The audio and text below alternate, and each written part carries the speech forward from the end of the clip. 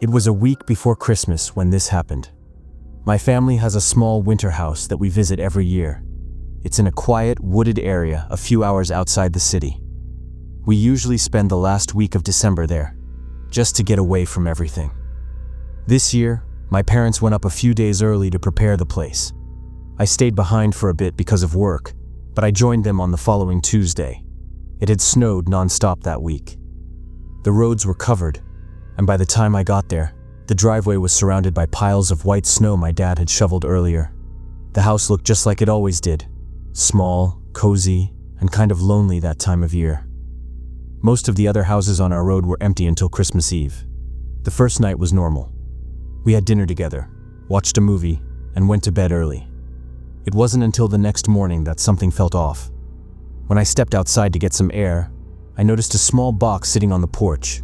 It was wrapped neatly in red paper with a silver ribbon tied around it. There was no note or tag, just a small square box placed right by the doormat. I brought it inside and showed it to my mom. She smiled and said maybe one of the neighbors had dropped off an early gift. My dad thought the same thing. There were a few older couples who stayed full-time in the area, so it wasn't impossible. I opened it, expecting cookies or maybe something festive. Instead, inside was a small glass ornament, a clear sphere with fake snow inside. It looked handmade, but I didn't recognize it. My mom said it was cute and put it on a shelf near the living room window. We didn't think about it again for the rest of the day. That night, I woke up around 2 a.m. to use the bathroom. When I came back to my room, I noticed a light glow coming from the window. I thought maybe it was snow reflecting the moonlight, but when I looked closer, I realized it was from a car's headlights at the end of the driveway. They weren't moving, just sitting there. I watched for a while, trying to see if anyone would step out. After maybe a minute, the headlights turned off, and I couldn't see anything in the dark. I went back to bed, telling myself it was probably a plow truck turning around. The next morning, there was another box on the porch. This one was wrapped in green paper with a gold bow. My mom laughed and said whoever was leaving them must really be in the Christmas spirit. My dad wasn't as amused this time. He looked at the box for a moment before bringing it inside. When we opened it, there was an old photograph inside, faded, with bent corners. It was a picture of a snow-covered yard, maybe taken decades ago. But what made it weird was the figure standing in the background. It looked like a child wearing a winter coat, facing the camera from far away. None of us recognized the house in the photo or the person in it. My dad asked if it was some kind of prank, but my mom brushed it off again, saying maybe someone left it by mistake. Still, my dad went out later that afternoon to see if anyone was staying in the other houses down the road. He came back after an hour and said most of them were still empty. That night, the house felt quieter than usual. I tried to stay up watching TV, but around midnight I started feeling uneasy. I checked the window by the living room and noticed footprints in the snow leading up to the porch. They came from the direction of the woods and stopped right at the door. I woke my dad and showed him. He stared at them for a long time before locking the door again. He said not to worry, maybe a lost hiker came by, but I could tell even he didn't believe that. The next morning the footprints were gone, covered by a new layer of snow, but another gift was there. This one wasn't wrapped neatly like the others. It was a plain cardboard box, taped shut. My dad didn't want to open it, but my mom said she would. Inside was a small wooden figure, roughly carved like something a child might make. It was in the shape of a person, but one of its arms was broken off. My mom placed it beside the ornament on the shelf. I told her maybe we shouldn't keep them, but she said throwing them away felt wrong, especially if it was from a neighbor trying to be kind.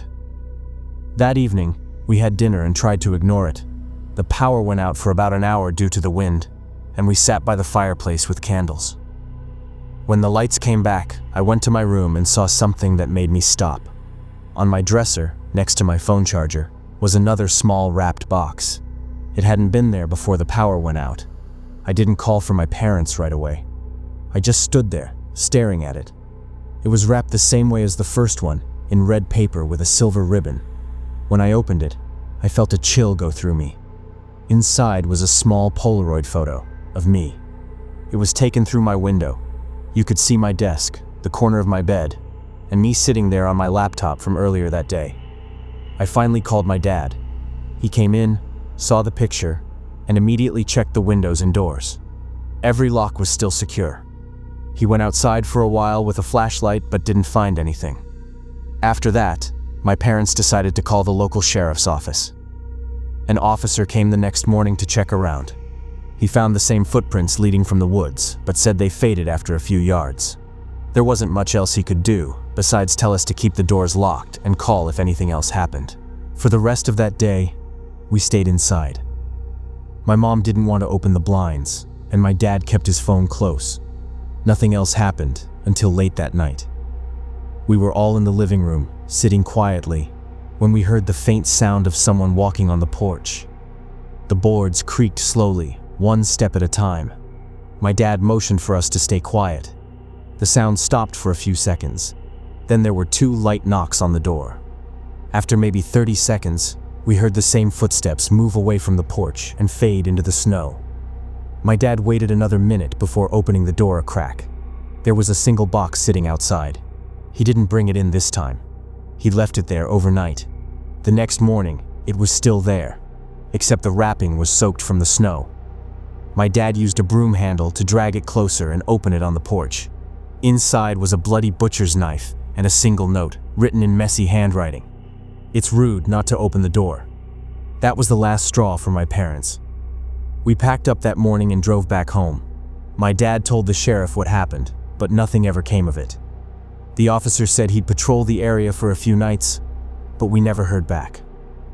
A few weeks later, when my parents went back to check on the house, my dad called me. He sounded uneasy. He said there was something strange inside.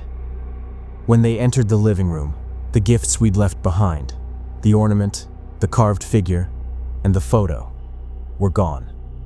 In their place, sitting neatly on the same shelf, were 3 new wrapped boxes, all the same size, all the same paper, each one labeled with our names. They didn't open them. My parents locked the house and decided not to stay there again. It's been over 2 years now.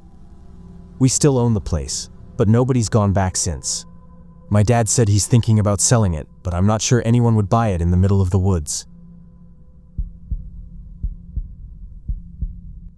It was Christmas Eve of 2021. I had just turned 23, and my apartment was a small second-floor unit in an older building. I wasn't expecting a big holiday. My parents lived across the state.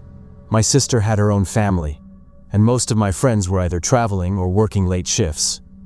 But I wanted to make the night special for myself, so I went out and bought a small artificial tree, some lights, and a few decorations. That evening, I spent hours decorating the place while a Christmas playlist ran softly in the background. When it came time to wrap the gifts I had bought, I realized I had waited until the last minute, and it was already past 10 p.m. After finishing, I sat on the couch, exhausted. The apartment was quiet. Snow had started falling outside, soft and steady, covering the streets and cars in a thin white blanket. I could hear the occasional car crunching through it, but otherwise, everything was still. Around midnight, I heard a soft knock at my door. I froze for a moment, thinking maybe it was one of my neighbors, but I wasn't expecting anyone. I opened the door slowly. Nothing, just the empty hallway. I shrugged it off, thinking it was probably a delivery that had been left outside, and closed it. I went back to the couch and started scrolling through my phone, trying to relax. That's when I heard it. Someone softly calling my name. At first I thought it was coming from outside, carried by the wind, but it was too clear. I froze, listening. The voice sounded close, almost as if someone was standing right behind me. I told myself it was my imagination. Maybe the music had shifted. Maybe I was tired. I got up to check the apartment. Doors locked, windows closed, nothing out of place. Even the front door was still firmly shut. I shook my head and went back to the couch, trying to laugh it off. Then I noticed something. One of the gift packages under the tree, a small one, wrapped in red paper with a green ribbon, had been moved. I didn't touch it yet. I just stared. My apartment was empty. I live alone. I walked closer. The package wasn't on the floor or stacked incorrectly. It was as if someone had picked it up and gently placed it back. I bent down to inspect it. There were tiny footprints in the dust on the hardwood floor leading away from it. Far too small to be mine. I froze. My heart started racing. I tried to rationalize it. Maybe a neighbor's kid had come inside. But all the doors were locked, and the only way in was through the front door, which I had checked twice. I decided to leave it alone and went to the kitchen to get some water. When I returned, the package had moved again, this time toward the living room, closer to the couch. That's when I heard the whisper again. The voice was faint, barely more than a breath, but it was unmistakably saying my name. I felt an icy chill run down my spine. I grabbed the flashlight on the coffee table, a small one I kept for emergencies, and slowly crouched down, shining it under the tree. Nothing, just the packages and the shadows of the branches. I exhaled, trying to convince myself I was losing it. I stood up, feeling a little braver, and turned toward the window. The snow was falling harder now. That's when I saw it. A figure outside, standing just beyond the glass, partially obscured by the thick flakes. It was small, barely taller than the windowsill, and completely still. My phone rang. I jumped, nearly dropping the flashlight. No one I knew would be calling at this hour. I blinked. When I looked again, the figure was gone. I yelled, "Who's there?" Then I heard it, someone whispering, "Open the door." My hands shook. I tried to calm myself. I kept telling myself it was a prank. Maybe someone had somehow slipped into my building. I decided to check the doors and windows again. All locked. I even checked the roof access. No one could have gotten in. I was completely alone. I went back to the living room. The small gift package was no longer under the tree, not on the couch, not on the floor. I searched the entire apartment. It was gone. I sat down, gripping the flashlight like a lifeline. The snow outside had stopped. Then I heard it again. A whisper, this time from directly behind me. I turned slowly. My bedroom door was half open. I never leave it like that. I swear I had locked it. I walked toward it cautiously. Slowly, I pushed the door open. The room was dark, but I shone the flashlight around. My bed, the closet, all normal. Then my eyes landed on the window. I stepped closer, reaching for the edge of the curtain. That's when I saw the package. On the outside balcony, untouched by snow. I live on the second floor. No one could have gotten there without climbing the railing. And somehow, it was now sitting on the balcony, perfectly upright. I didn't know what to do. I felt paralyzed. My mind kept telling me this was impossible. There's no way someone could have moved it without entering the apartment. I went back inside, locked every door, and grabbed my coat and keys. I had to get out. I ran down the stairs, heart pounding, and stepped outside into the falling snow. The street was empty. No footprints, except mine. I looked up at my apartment. The balcony door was slightly open. The package was gone. I drove to a nearby diner and sat in a booth until morning, drinking coffee.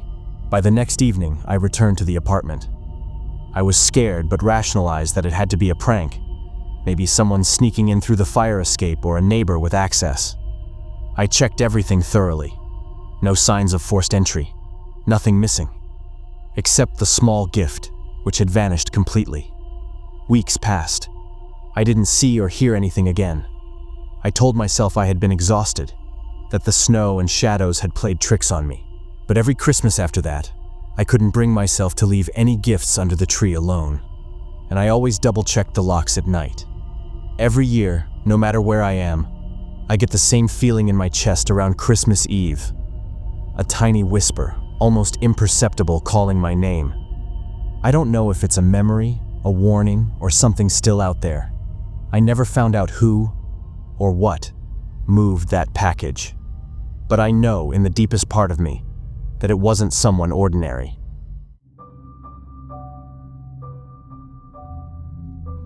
It was the week before Christmas, 2017. I was 22 then, finishing my last semester at college and feeling like I hadn't done much that year. Most of my friends went back home early for break, but I stayed in town because of my part-time job and to earn some volunteer hours. My professor told me about a downtown shelter that needed extra help serving meals and sorting donations. I figured it'd look good on my record, and maybe clear my conscience a bit before the new year. The shelter was called St. Martha's Haven. It sat on a narrow street between a laundromat and an old church with boarded windows. When I first walked in, the air smelled like bleach, coffee. There were maybe 30 people inside, some talking quietly, some asleep on folding chairs, some staring at me. A woman named Debbie ran the place. She told me, "Just be kind, stay alert, and don't hand out cash." That first night, everything went fine. I served stew, stacked donated blankets, made small talk. A few people thanked me. Some ignored me completely. Around closing time, one man sat apart from the others, near the back door. He looked older, maybe in his 60s, and he had this long gray coat with the buttons missing. When I walked past him to take out the trash, he said, looking at me, "She's here to take you home." I stopped. "Who's she?" I asked. Then he smiled and went back to staring at the floor. The next night, I went back. Same crowd, same smell of soup and cold air slipping through the cracked door. I didn't see the man until the end of my shift. He was sitting in the exact same chair, still wearing that gray coat. Before I could even say anything, he said, "Did you see her face?" I laughed awkwardly. "What are you talking about?" Debbie called me over then, asking me to help carry boxes to the back storage room. I didn't see the man again when I came out. His chair was empty, but a single blue thread was caught on the backrest. Looked like it came from a scarf or something. That night, I couldn't sleep. I kept thinking about what he said. The woman in blue. Maybe he was just delusional, but the way he spoke felt rehearsed, like he'd said it to other people before. Around 2 a.m., I heard 3 slow knocks on my apartment door. I froze in bed, listening. My apartment's on the 2nd floor and hardly anyone ever visits me that late. I waited, holding my breath. Nothing after that. No footsteps. No sound of someone leaving. The next morning I checked through the peephole before opening the door. Nobody there. But on the doormat lay a small blue ribbon tied in a bow. When I told Debbie about it later that day, she just sighed. "That'll be Gerald," she said.